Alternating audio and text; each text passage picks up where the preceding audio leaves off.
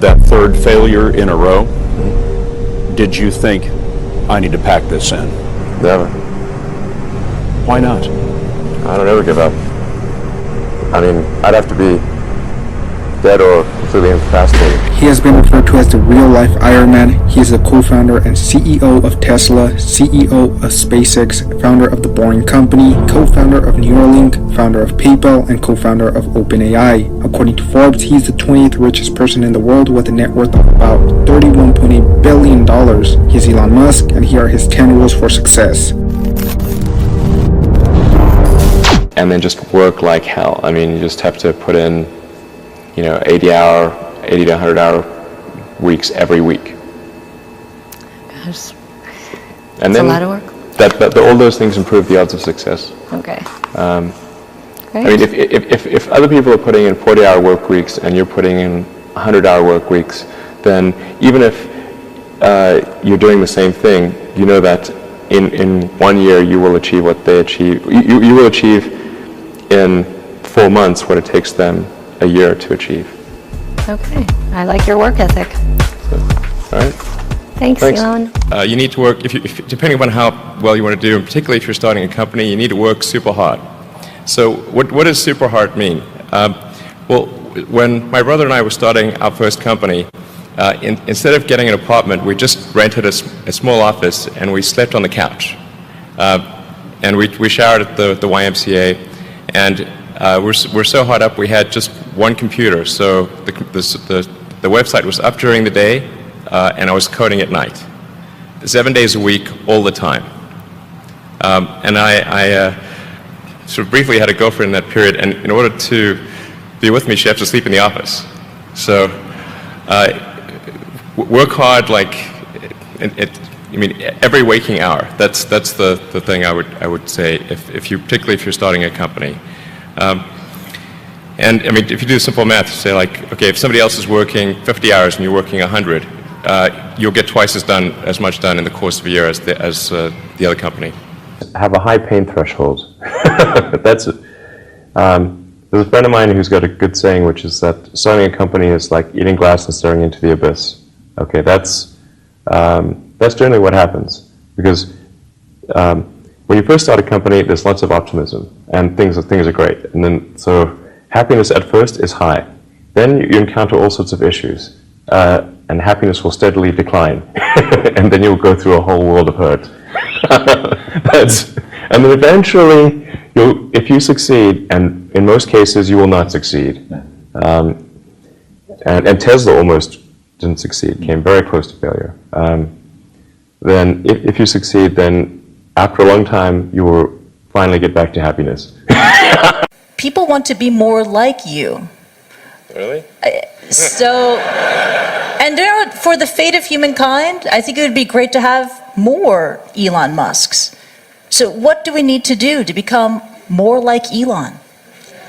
I don't know if I think it maybe sounds better than it is.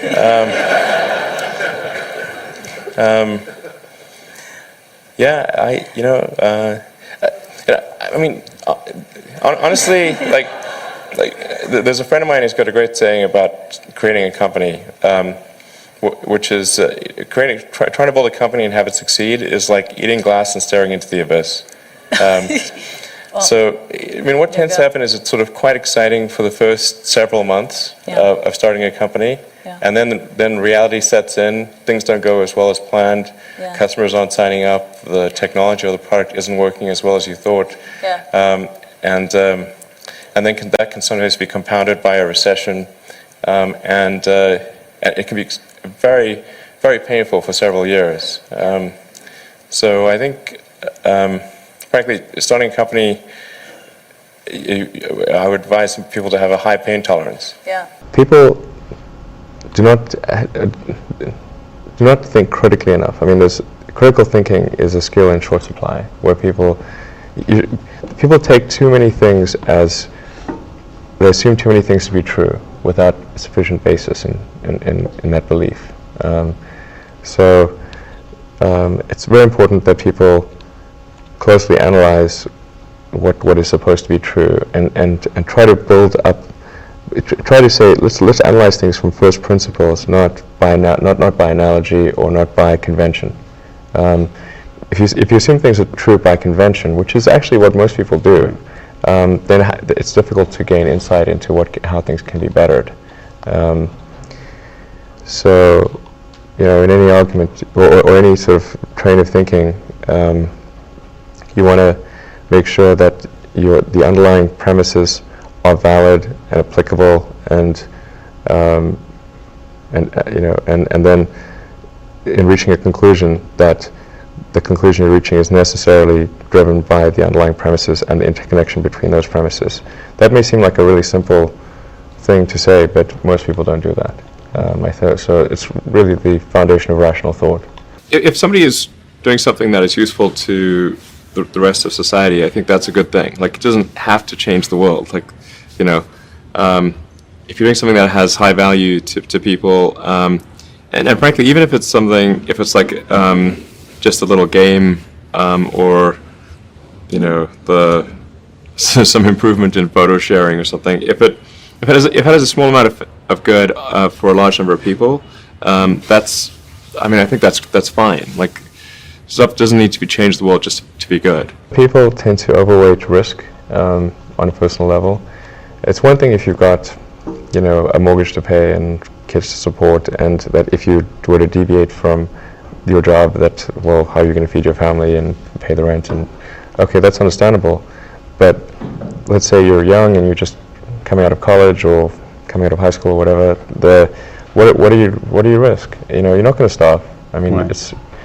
It's really certainly not in any kind of modern economy. It's so easy to earn enough money just to live somewhere and eat food. You could, very easy to do. So I don't know what are they afraid of. They're mostly afraid of failure, I think, but people should be less risk averse when there's not much at risk. You've got to make sure that whatever you're doing is a great product or service. It has to be really great. And I go back to what I was saying earlier, where if you're a new company, unless it's like some new industry or new market if it's an untapped market, then you have more ability to. The standard is lower for your product or service. But if you're entering anything where there's an existing marketplace against large entrenched competitors, then your product or service needs to be much better than theirs. It can't be a little bit better, because then you put yourself in the shoes of the consumer, and they say, why would you buy it as a consumer? You're always going to buy the trusted brand unless there's a big difference. So a lot of times, entrepreneur will come up with something which is only slightly better. And it can't just be slightly better. It's got to be a lot better. If you're creating a company or if you're joining a company, the most important thing is to attract great people. So either join a group that's amazing, that you really respect, or if you're building a company, you've got to gather great people. All a company is a group of people that have gathered together to create a product or service. And so depending upon how talented and hardworking that group is, and the degree to which they are focused cohesively in a good direction, that will determine the success of the company. So do everything you can to gather great people if you're creating a company. Constantly seek criticism. Yeah.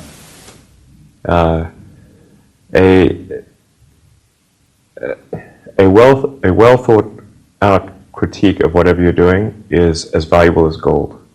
And you should seek that from everyone you can, but particularly your friends. Usually your friends know what's wrong, but they don't want to tell you because they don't want to hurt you. So lift you up, sort of your.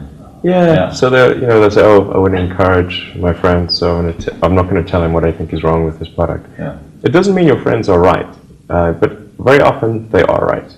And you at least want to listen very carefully to what they say.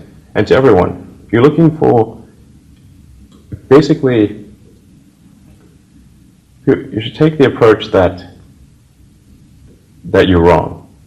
That you, the entrepreneur, are wrong. Your goal is to be less wrong. Don't just follow the trend. So you may have heard me say that it's good to think in terms of the physics approach of first principles, which is, rather than reasoning by analogy, you boil things down to the most fundamental truths you can imagine, and you reason up from there. And this is a good way to figure out if something really makes sense, or if it's just what everybody else is doing. It's hard to think that way. You can't think that way about everything. It takes a lot of effort. But if you're trying to do something new, it's the best way to think. And that framework was developed by physicists to figure out counterintuitive things like quantum mechanics. So it's really a powerful method. People who've been in the rocketry business for decades, Yeah. who say about you that you don't know what you don't know. Well, I suppose that's true of anyone. How can anyone know what they don't know? But When critics say you can't do this, your answer to them is, we've done it. you know, there are American heroes who don't like this idea. Neil Armstrong, Gene Cernan have both testified against commercial spaceflight in the way that you're developing it, and I wonder what you think of that. I was very sad to see that because those guys are, those guys are heroes of mine, so it's really tough. No, I wish they would come and visit and see the hardware that we're doing here. And I think that would change their mind. They inspired you to do this, didn't they? Yes. And to see them casting stones in your direction. It's difficult. Did you expect them to cheer you on? So they're hoping they would. What are you trying to prove to them? What I'm trying to do is to make a significant difference in spaceflight and help make spaceflight accessible to almost anyone. And I would hope for as much support in that direction as we can receive. So those were Elon Musk's 10 rules for success. Comment below which one is your favorite, and don't forget to subscribe to the channel for more motivational content. Also make sure to destroy that like button if you enjoyed or found this video helpful. Alright guys, this is Alpha Leader signing out. Thanks for watching.